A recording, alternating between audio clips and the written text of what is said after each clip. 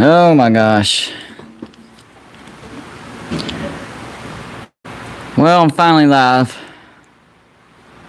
But man, my laptop was not working with me. And then my phone wouldn't rotate. So I'm going to do a live show in portrait mode again. Not happy about that. Man.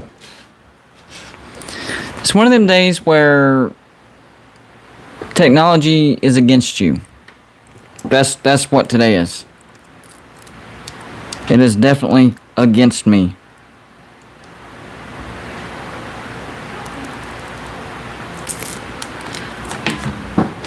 Well, whenever I was trying to do the live show with the phone sideways and everything was turned sideways, I got up to like 5, 6 really fast. Now that I'm got it figured out and I have to go with portrait, it's going to take a while again. So I'm just, oh man, I'm not mad at you guys. Y'all didn't do anything. It's just, so when I got home set up for the live show, baseball practice ran long. So we wanted to do the live show at 7:30, but the timing thing was off. And then,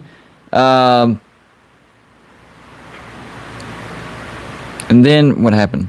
Oh yeah, and then I tried to do through the laptop, and it has to restart and refresh.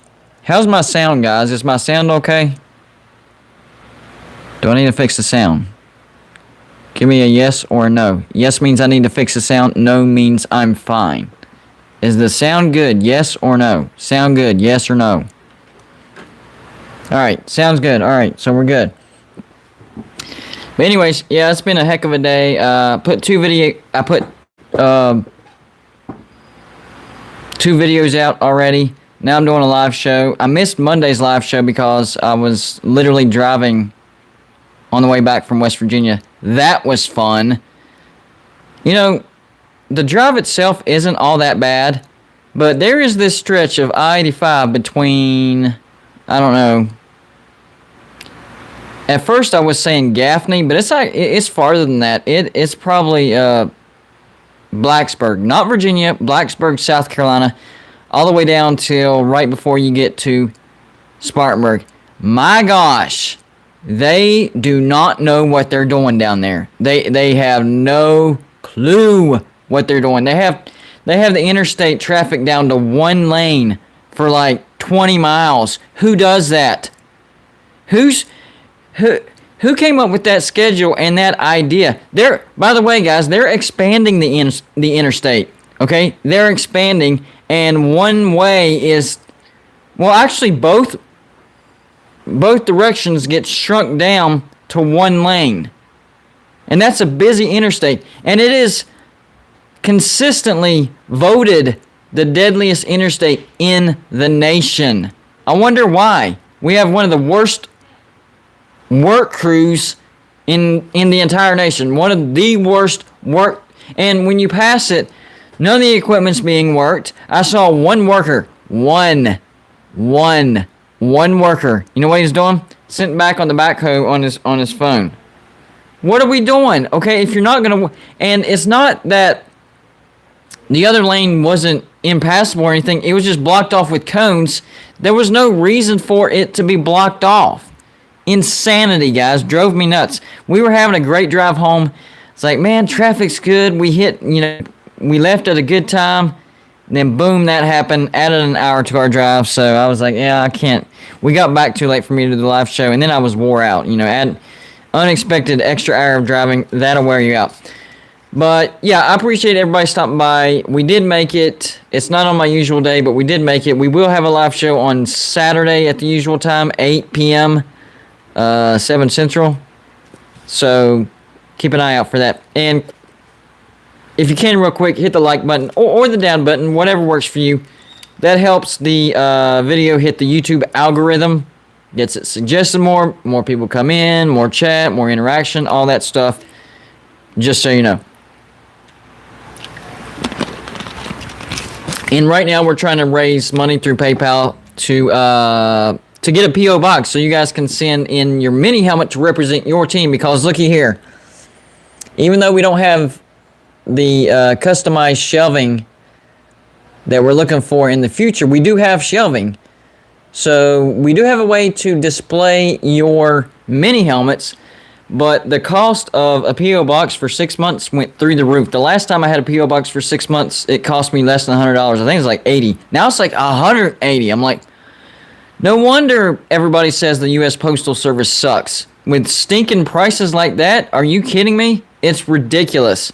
So any donation right now until we meet that mark is going to go to the P.O. box number. So you'll actually be investing in yourselves on that one. All right, anyway, so what I wanted to talk about was, I have a lot of people that have quick access to information, inside sources, or they're just Johnny on the spot. One of those people is Dylan. Dylan, if you're chat, make yourself known. Great subscriber, and he's very on top of things.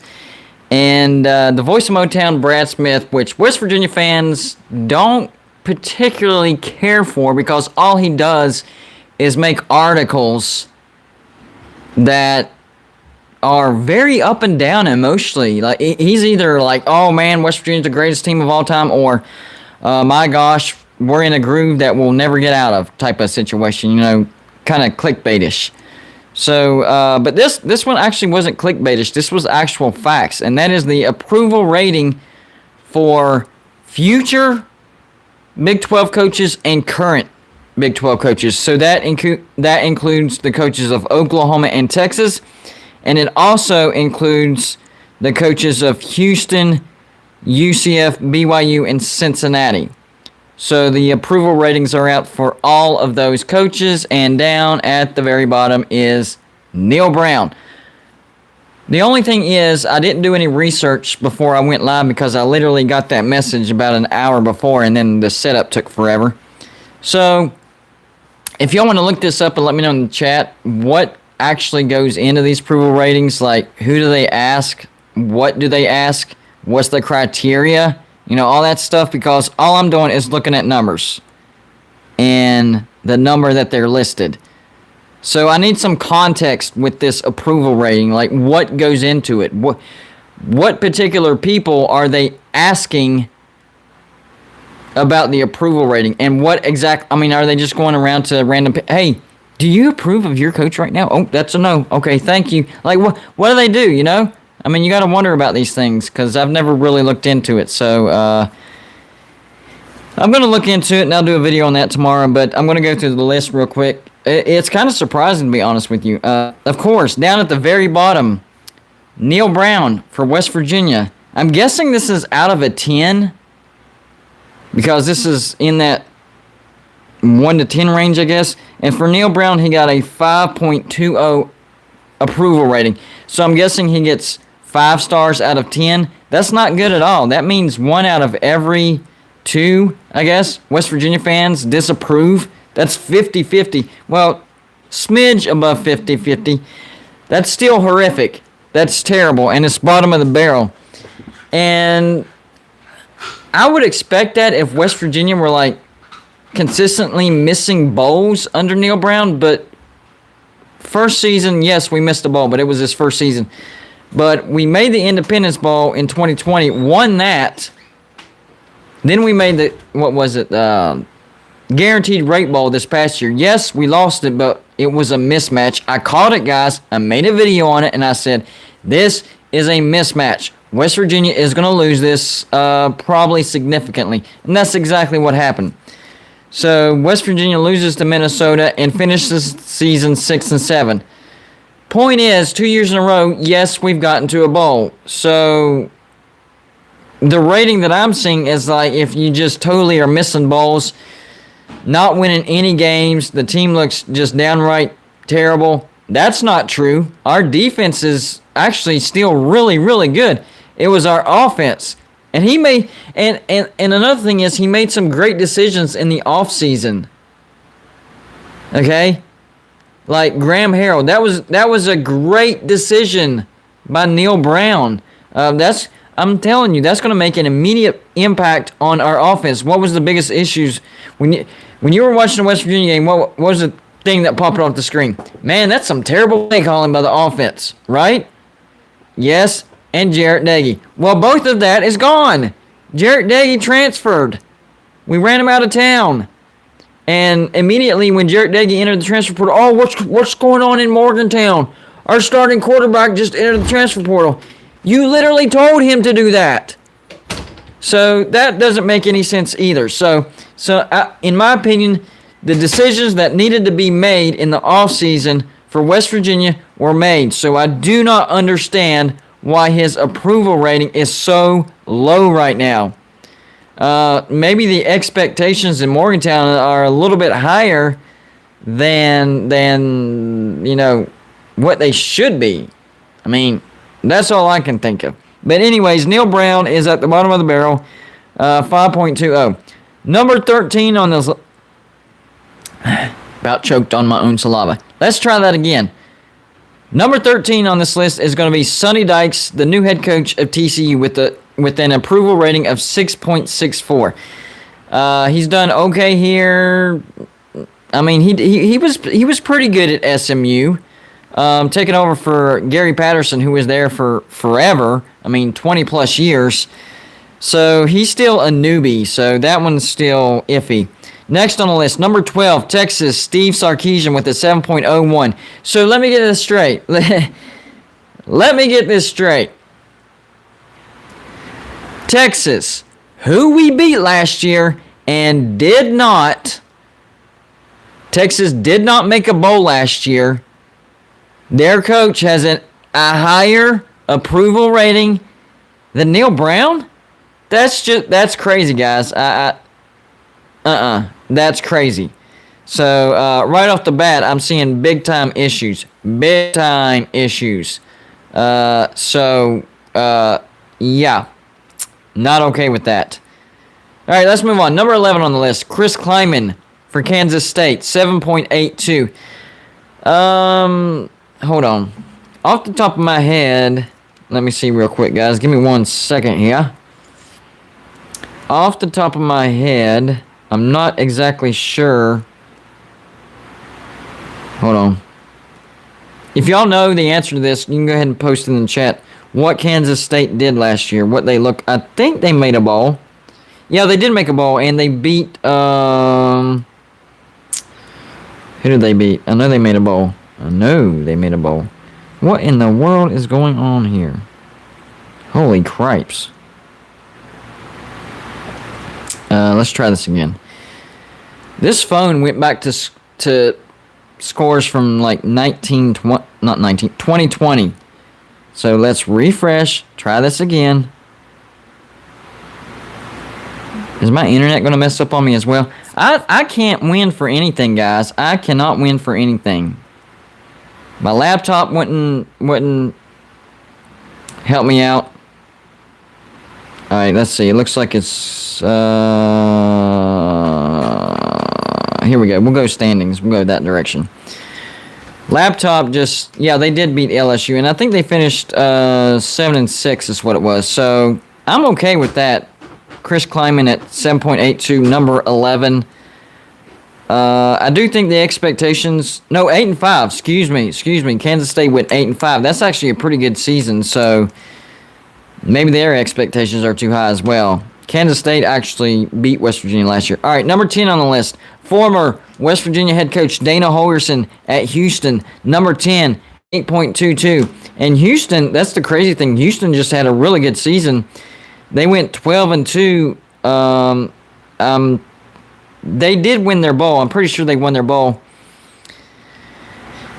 Down at number 10, though, I thought, honestly, and I do not like Dana Holgorsen. He left West Virginia in a mess, but Houston had a great year last year, so I thought Dana Holgorsen would be higher up on the list. So he does crack the top 10, but it's only out of 14, so that doesn't really say all that much. I don't know. All right, so up to number 9. I'm telling you, some of these doesn't make sense. Number 9 is Mike Gundy. Oklahoma State just had a terrific year as well. Hold on. They went. I'm not sure if they won their bowl, but I know they had a great season. Yeah, they were at the top of the Big 12, 12-2, and I think they beat Notre Dame in their bowl. So, Oklahoma State, great year, and only number 9 on the approval rating. What do you have to do to get approved? Well, we're about to find out because we're going to go to number 1. Andre King, thank you for the $5 super chat. I appreciate your support of the channel. You're awesome, bud. Number 9, Oklahoma State's Mike Gundy. And Mike Gundy, they finished number 1 in the Big 12 last year. Lost to Baylor in the Big 12 championship, but beat Notre Dame in, I think it was a New Year's Six bowl. Yeah, New Year's Six. So that's tough, guys. That's tough. All the way down at number 9. You know who's above him at number 8? Lance Leopold at Kansas. All right, now I feel like I'm in the twilight zone now. Kansas went 2-10 last year. 2-10.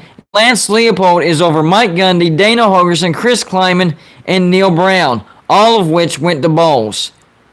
Every stinking one of them went to bowls, and Lance Leopold is at number 8. You talk about low expectations. Kansas fans, for football, they have bottom of the barrel expectations. That is insane. That is insane. So I guess the fact, I know what it was. They beat Texas. That made their season, successful season. They beat Texas. So, yeah. It's baffling, really. And I'm not saying Lance Leopold isn't a good coach. Obviously, he definitely has Kansas in the right direction. I mean, they gave Oklahoma a run for their money, and they did beat Texas. And they were competitive in most of their games. They really were. But to be ahead of Mike Gundy in approval rating, that's insane, guys. That is borderline psychotic, in my opinion. So, fan polls. That makes sense because fans are unpredictable.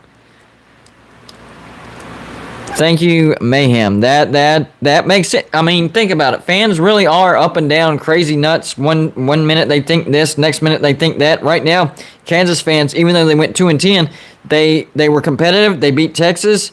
They're headed in the right direction. It makes sense that they're happy with him. What my brain cannot compute is being above Mike Gundy. Oklahoma State fans, you got to do better than that. I don't fault Kansas fans for being that happy, but for Mike Gundy to be under Lance Leopold, shame on you, Oklahoma State fans. Shame on you. Shame on you. He should have not been below Lance Leopold. Oh, and I'll say it to West Virginia fans. Shame on you as well. We made a bowl 2 years in a row. 2 years in a row. I know you're not happy with the offense. I wasn't happy with the offense, but we made some big-time moves in the offseason. So that has to go into your approval rating formula, whatever you want to call it. So, yeah, it's crazy. All right, let's go on to number 7. Gus Malzahn at UCF. Okay, I'm okay with that. UCF went 9-4. They beat, what was it, Auburn in their bowl game. So I'm good with that, but it still blows my mind that a coach that got fired at Auburn has better approval ratings than a mainstay, Mike Gundy in the Big 12. Dana Holgorsen, who just had a terrific season, even better than Gus Malzahn. So in context, it makes sense. UCF fans are happy with their coach. It just, to think that a coach that got fired from Auburn is that high is mind-blowing. All right, number 6, Brent Venables. Brent Venables. I'm guessing Oklahoma fans are just happy with the hire. Hasn't done anything. Hasn't coached a single game at Oklahoma. But from what they see at Clemson and the defenses he put out there, they're happy with him. It does make sense. It does make sense for the most part. But that's a wait and see. We'll see what he does at Oklahoma. Oklahoma fans have really high expectations. So for him to be that high up on the list this quickly, like this fast, a little surprising. A little bit. Not like super surprising, but just a tad. Now we're in the top 5. Top 5 fan approved, according to Matthew Mayhem, fan approved coaches in the Big 12, current and future. So Texas, Oklahoma, BYU, Houston, UCF, and Cincinnati, all included. All right, number 5, BYU, Kalani Sitake, 9.21. Top 5. I agree with that. I know they just had. Let me double check before I say it. I'm pretty sure they had a 10-win season. Disappointing bowl showing against UAB. But you could tell BYU was not really all that thrilled to be there. But still, pretty good season. And honestly, I thought BYU would have a major letdown year this year because they lost their NFL quarterback, Zach Wilson. I mean, he looked like an NFL guy while he was at BYU. Now he's in the NFL. So I thought they were going to fall off a cliff. I'm just going to be honest with you. I was dead wrong. Another 10-win season. I can definitely understand that approval rating. And they're headed to the Big 12. Number 4, guys. Think about this. Number 4. Texas Tech's Joey McGuire. What? That dude almost coached Texas Tech out of a bowl. Texas, last year, if I had to vote one team or one administration that made the least sense in the entire nation as far as decisions, Texas Tech would be at the top. Matt Wells, I think they literally had just become bowl eligible when they fired Matt Wells. I think they were like 6-2, something like that. They were actually having a good season, and they fire Matt Wells. In comes Joey McGuire, and had they not been bowl eligible, he could have coached that team right out of a bowl. They ended up, it was 7-6, I believe. Hold on, let me double check. 7-6. They won one game under that dude last year. One game. What? First of all, why did you... okay, I knew Matt Wells was on the hot seat before this year, but he got off to a 6-2 start, guys. Including beating West Virginia in Morgantown. That is difficult to do. Ask Iowa State. We beat them.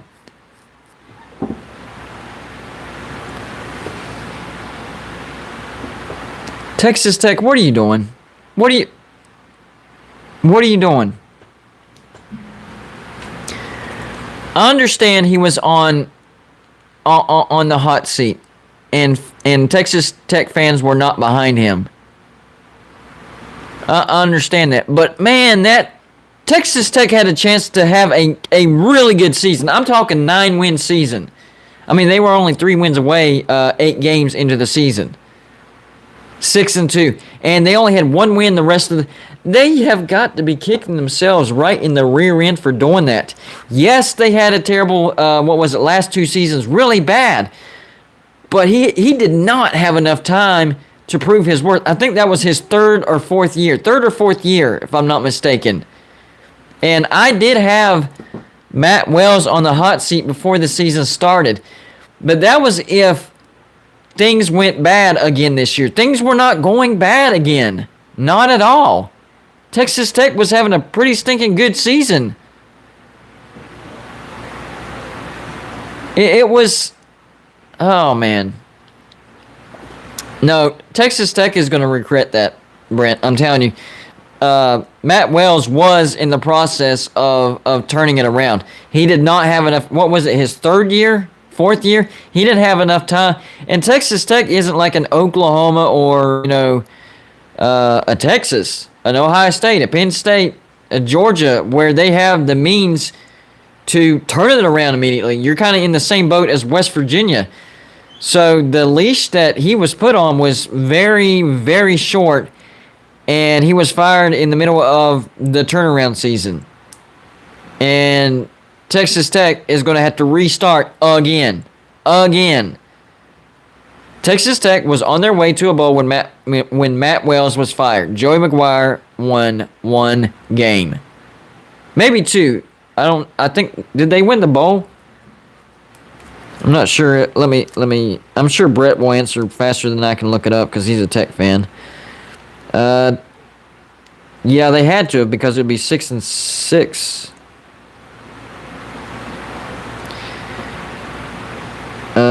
Well, it won't tell me. So yeah, Brent, you tell us. Yeah, they did. See, it was Mississippi State. Yeah, that was an upset. Maybe that's another reason why they like Joey McGuire, because he beat Mississippi State, which was a significant upset. But I'm telling you, Matt Wells had it going in the right direction this year. I'm not gonna lie, he had some tough years there. Yes, I agree with that. But this was the year Texas Tech was turning it around. Oh, sorry, Cummie. My bad. Yes, right. They hired McGuire in the offseason, so he has yet to prove his worth. I guess Texas Tech is just happy to move on from Matt Wells. But from what I saw, last year was the year that Texas Tech was turning it around, and now y'all got to start all over again. That's not good. That's not good. Number 3 on this list, a little surprising to be honest with you, Matt Campbell at Iowa State. Matt Campbell at number 3, and Iowa State went 7-6.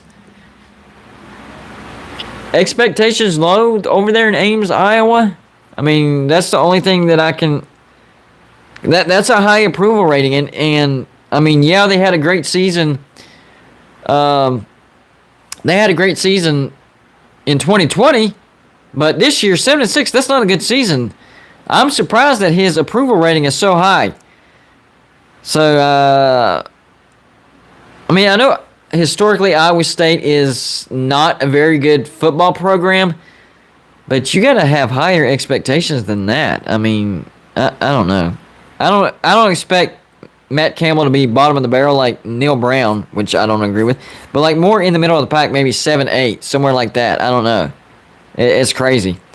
Number 2 on the list is going to be Dave Aranda at Baylor. 100% agree with that. Dave Aranda, 9.76, won the Big 12 championship, went to a bowl game, beat Ole Miss.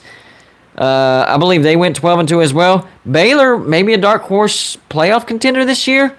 Maybe. Hold on, should have all these schedules written down, but I just did not have the time before.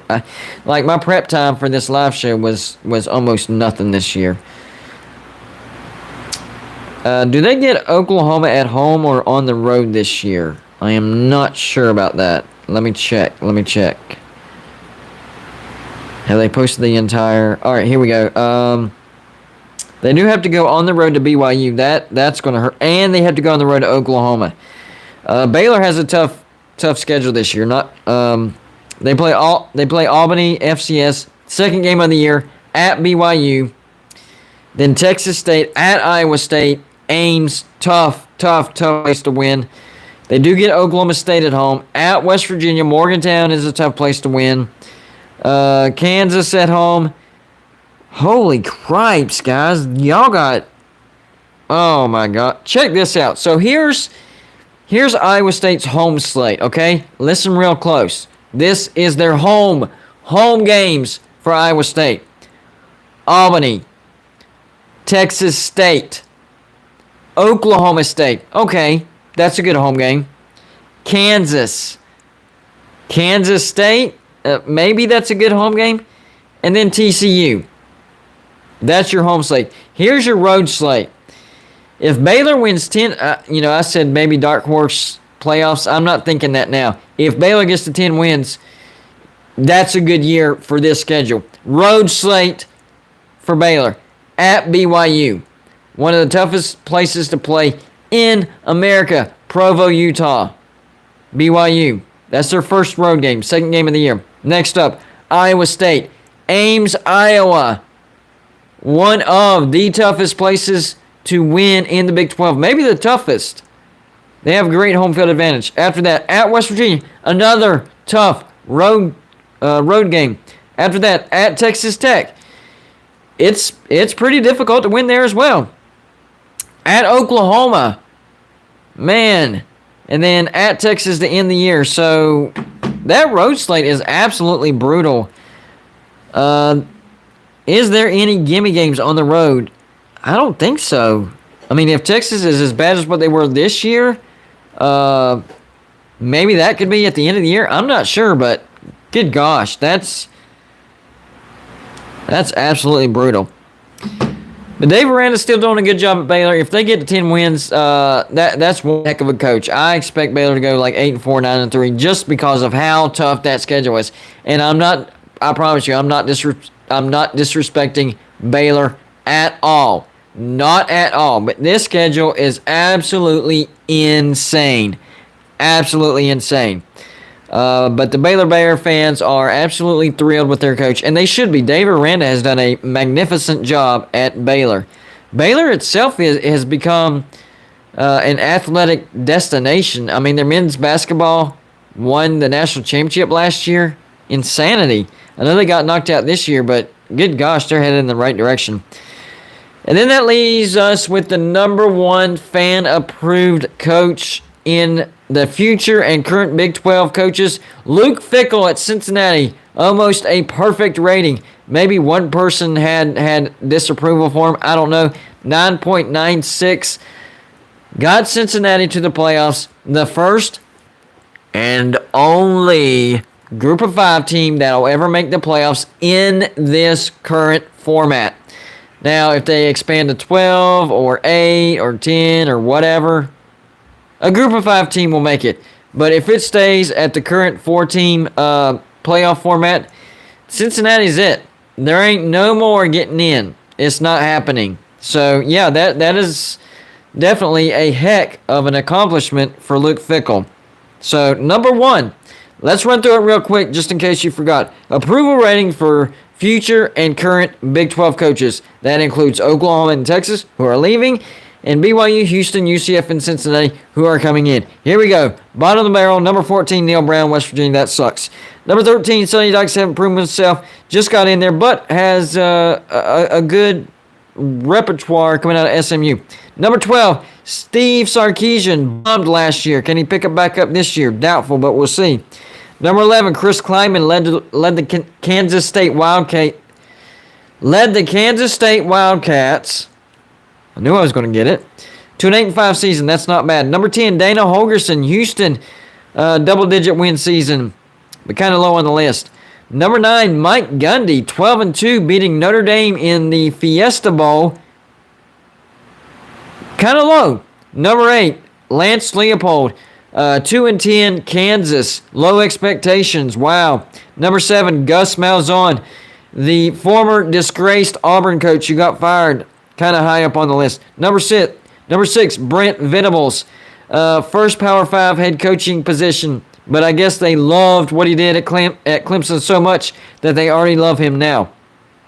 Top 5, number 5, Kalani Sitake at BYU, 9.21. I agree with that. BYU started to become a powerhouse, to be honest with you. Number 4, Joey McGuire at Texas Tech. They're so happy to get rid of Matt Wells that they're voting Joey McGuire through the roof. We'll see. Another restart for Texas Tech. Expect them to be bad. Iowa State, number 3, Matt Campbell. The low expectations Iowa State Cyclones. Top 3, 7-6 last year. Wow. Number 2, Dave Aranda at Baylor. Makes sense. Baylor won the Big 12 championship, and they're on the up and up. Number 1, though, Luke Fickell at Cincinnati, who brought the first and only Group of 5 team to the playoffs. It will never happen again, so enjoy it while it lasted.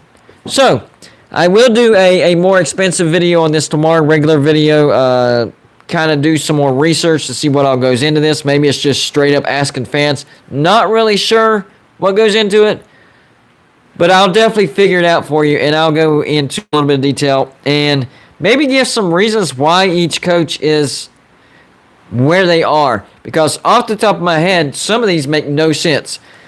But I'll try my best to rationalize it as best as possible, because this one's a little off the rails, to be honest with you. One of those, it's one of those things that prove you never know what a fan is going to think of their head coach. Could be on a good day where they're like, "Oh yeah, I'm feeling," and it could be on a bad day. "Oh man, I hate my coach."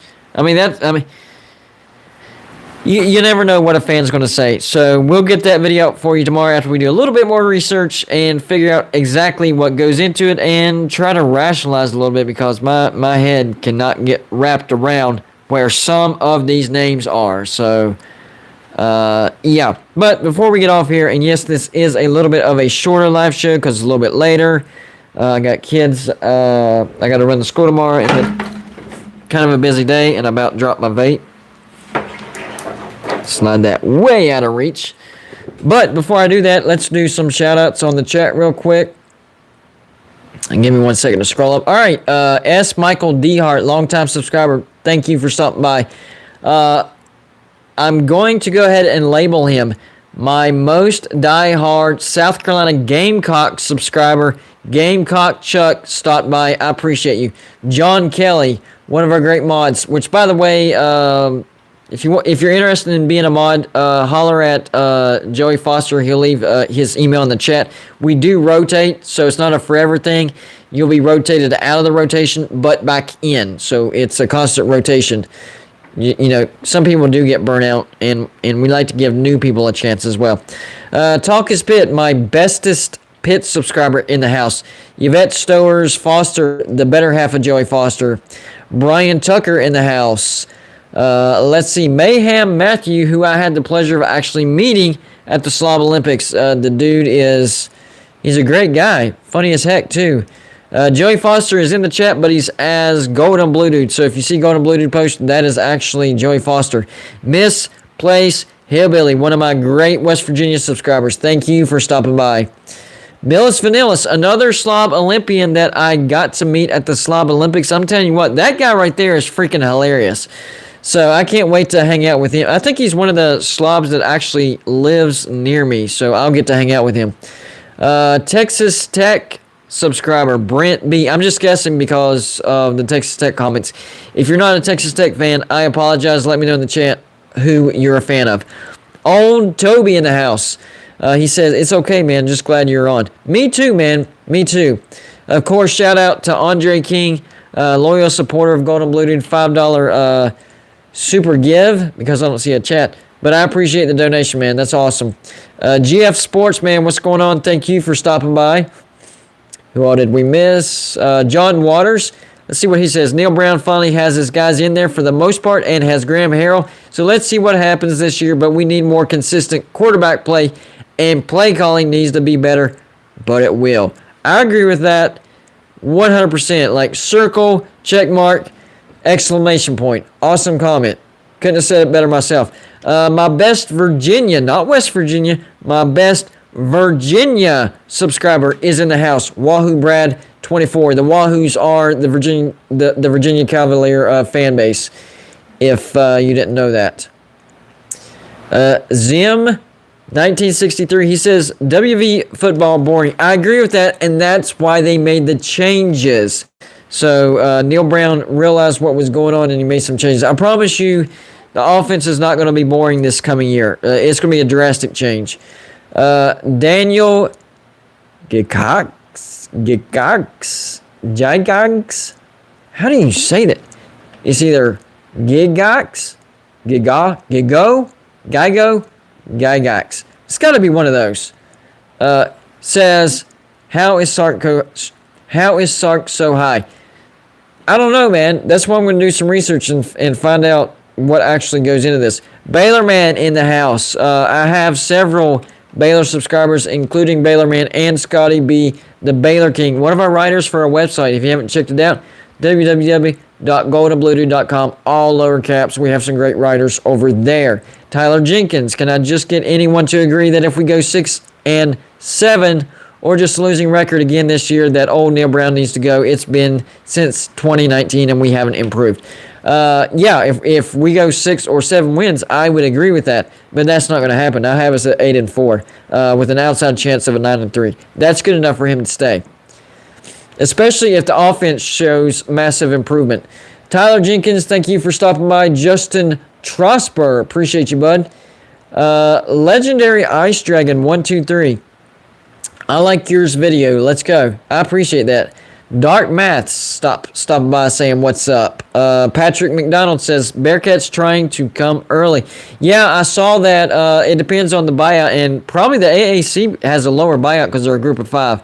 But we'll see. They could get here before anybody else, which would be cool because that would reignite a short but legendary Big East rivalry. Owen, hold on. Last name is tricky. Owen Sapelnik or Kapelnik. I'm going to go with Kapelnik. It's either Kapelnik or Sapelnik. One of those has to be right. I think fans are much more critical of Hugs and Brown because of the constant looming shadow of realignment. I agree with that. I agree with that a lot. And every time I post in a West Virginia Facebook group or West Virginia forum, oh, you're the guy that predicted West Virginia to go to the ACC. Yeah. And there's things going on that still point in that direction, including the coaching members or the members of coaching staffs that I still talk to that are still saying the same thing.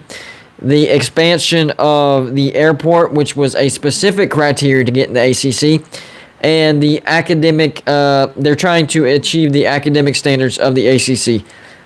So there, and whenever Shane Lyons was asked about it, he said, stick that in your back pocket. We'll talk about it later. So it's in the works.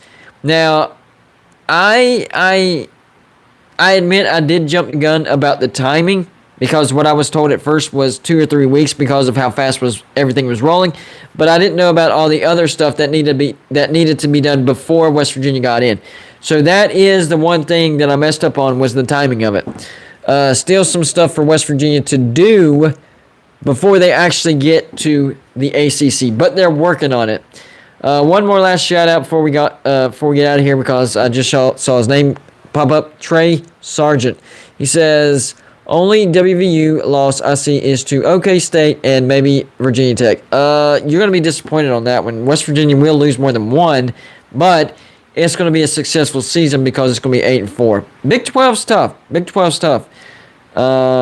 If we go 11-1, that would literally blow my mind. I mean, that would be a very unexpected, pleasant surprise. I would be floored, to be honest with you. Absolutely floored. I'd be happy with 8-4. Disappointed with 7-5. Flat out mad with 6-6. Anything lower, and I don't even want to talk about it. He's got to go immediately that day. 9-3, jumping up and down. 10-win season, trying to figure out how it happened. 11-1, mind blown. And I do trust Graham Harrell. That's why I think he'll turn a 6-7 team into an 8-4, get to a bowl 9-4. I do trust him 100%. So I think he's worth several wins. But 11-1, I don't know about that. That's a little out there. So we'll see, though. We'll see. I think the basement for this year's team is 8-4. I don't expect anything less than that. That's what I'm going to say. I don't personally expect anything lower than 8-4. 9-3 would be a little bit overachieving, and then 10 wins would be, well, I guess we were capable of it. I just didn't see it coming. So, West Virginia is not. That's one thing that's not going to happen. We are not going to be a boring offense this year. A lot more offense, a lot more points. That's going to be the biggest change this year. Okay, so one thing that you have to give credit for Neil Brown is the defense. The defense he has fixed. It is solid. We're good to go. The problem is we haven't been able to score consistently. If West Virginia can average 30 points a game, which is still not a lot. That's not a lot. That would be enough to win 10 or 11 games. With the defense we had the past 2 years, if we could average 30 points a game, we're going 10-2. We're going 10-2. So, is it possible with Graham Harrell? Yeah. But we got some new quarterbacks, so I'm not sure if we'll quite meet that threshold. I think some games will be way up there, and some games maybe like, I don't know, 28, 24, lose by a little bit. So, I mean, there's a lot to go in it. A lot. I'm saying 8-4, and that's the basement. All right, guys. So, can't wait to put out that video tomorrow. I'm going to put a lot more context into it, figure out what goes into it, and we'll try to rationalize it for you. But I do appreciate you stopping by, having patience, because I wasn't able to put it out on Monday. Had some technical issues tonight. But you stuck with me, and we had a great turnout. So I appreciate you. We will have another live show on Saturday, 8 p.m., call-in show.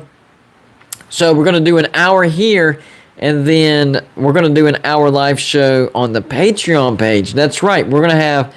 That's what we've been trying to explain to you. We're going to do a lot more stuff for the Patreon. Joey is setting up a Discord to where we can actually talk in Patreon. And for you to qualify for a Patreon live show, it can be the lowest level, $2 a month. So there you go. So we'll do the first half on the channel and the second half on the Patreon page, and a lot more. And Patreon also includes a discount for the merchandise store, which y'all, I'm telling you, y'all need to go check that out. I'm even buying stuff from it. It's a lot of good stuff over there. So go check it out and leave a comment whether you buy something or not. Let me go to Blue Dude, I didn't really like this, or man, you really need more of that. Feedback is what we need. We need feedback. David Scott says, how about those Hogs? Oh, they must have won. Beat Gonzaga. Nice.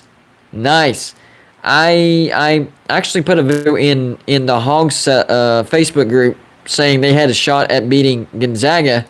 I actually had Arkansas losing to New Mexico State, and New Mexico State was beating my Cinderella. They beating Gonzaga, but once Arkansas cleared the hurdle of New Mexico State, that's when I said they have a shot to beat Gonzaga, because their offense was looking much better. Arkansas is known as a defense team this year, but their offense came alive in the big dance. So, you know what? Let me do a quick check on that before we get out of here.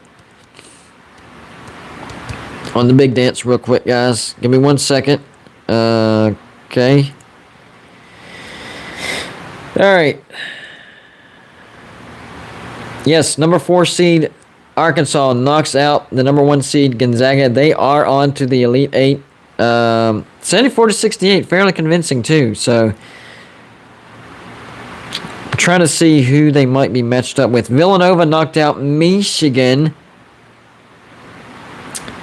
So, it looks like, hold on, Arkansas will take on the winner of Texas Tech and Duke, and that will be played here in just a few minutes.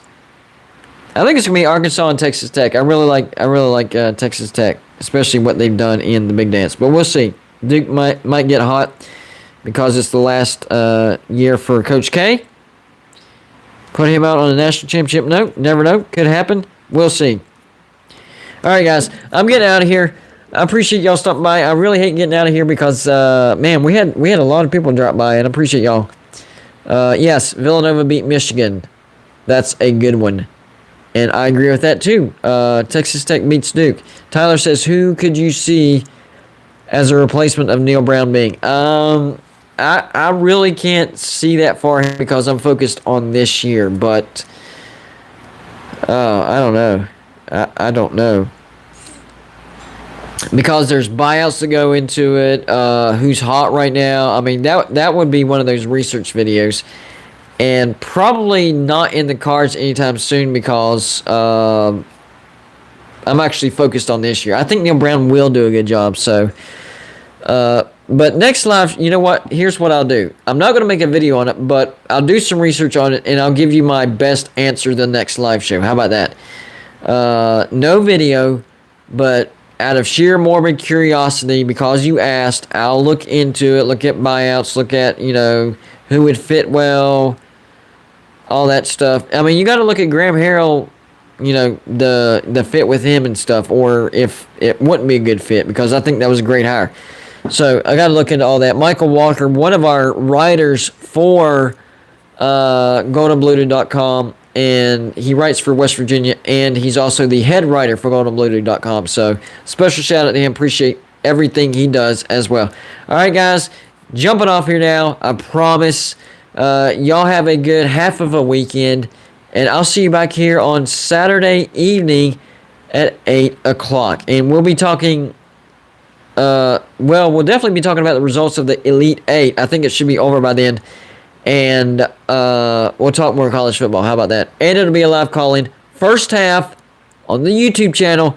Second half on the Patreon page. So the live show will continue on the Patreon page. In order to qualify for that, lowest level, $2 a month. That's it. You don't have to be, one of the higher ups. All right, guys. Y'all have a good night. I'll see you on Saturday.